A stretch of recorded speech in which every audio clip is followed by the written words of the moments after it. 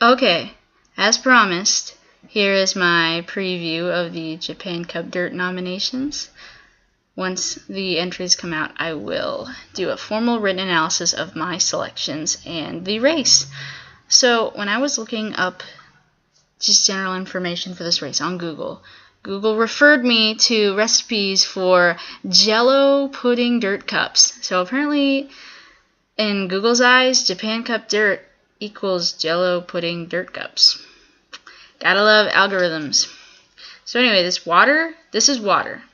Because, 'tis the season for sore throats. This is not, as one observer told me yesterday, I think it was, this is not coffee or vodka. One stains my teeth, and the other I can't buy legally in this country. So, water.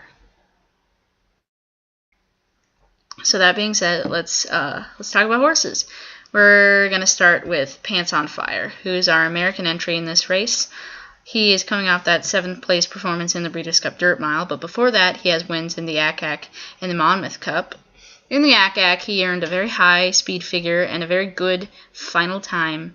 Many picked him to win the Dirt Mile, but finished a dull 7th behind that front-running performance by Golden Sense. I don't want to excuse him entirely for that dull performance, but he was coming off the pace on that very front-running, favoring track. Many called it the Santa Anita drag strip that day. I mean, Golden Sense went right to the lead. He stayed there, and he just went on to win by open lengths, whereas Pants on Fire could not make up the ground like he usually did on that speed-favoring track. So while I do not excuse him entirely, that is one thing you have to consider. However, when I look at this field, I don't think he has a very good shot at hitting the board here.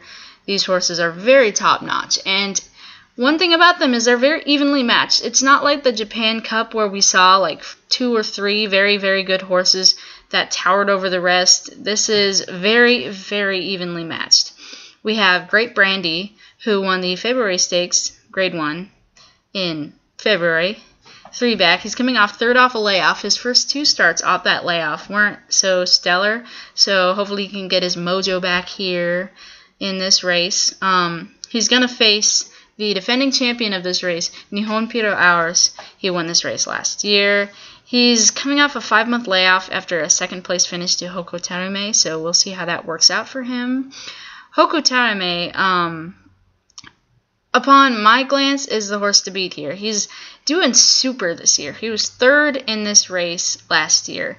But he's won 4 of his last 5. He won over Nihon Piro Hours. He's just beaten everyone this year. So even though this field is evenly matched, I see him doing very well here because he's certainly hit a good stride in 2013.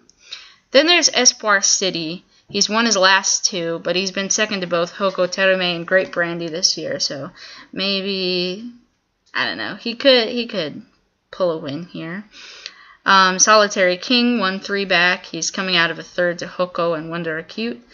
And Wonder Acute beat Solitary King in a win 2 back. He was 3rd in the February Grade 1. So you see these horses going back and forth, back and forth. Sometimes you win and sometimes you lose. I think this race will all depend on who's peaking at the right time and who's training the best. I know all races come down to that, but with a race this evenly matched, I think it'll be important more than ever to watch how they do this week in training and kind of getting acclimated to their environment. A couple more interesting horses. We have Chrysolite. He's a 3-year-old. He won the Japan Cup, the Japan Dirt Derby, 2 back. But he did not do so hot against his elders. He finished 5th behind Hokotarame and his elders last time out. There's also Medea. She's coming off 3 straight wins against the girls. She's a filly. She finished a bad 17th on turf in the Victoria Mile behind Verxina. She looks good recently, as of late, but that was against girls, so we'll see if she can bring her A-game against these boys to try to take the crown from them. So what I see here is a very, very evenly matched field. And to be honest, I know we'll all be rooting here for Pants on Fire, red, white, and blue, woohoo! But I don't see him doing so hot against this field. I think it's very competitive, and if he does manage to pull out a win here, that would be fantastic. But to me, I see Hokutarame going to post as the favorite. Maybe Great Brandy along with him.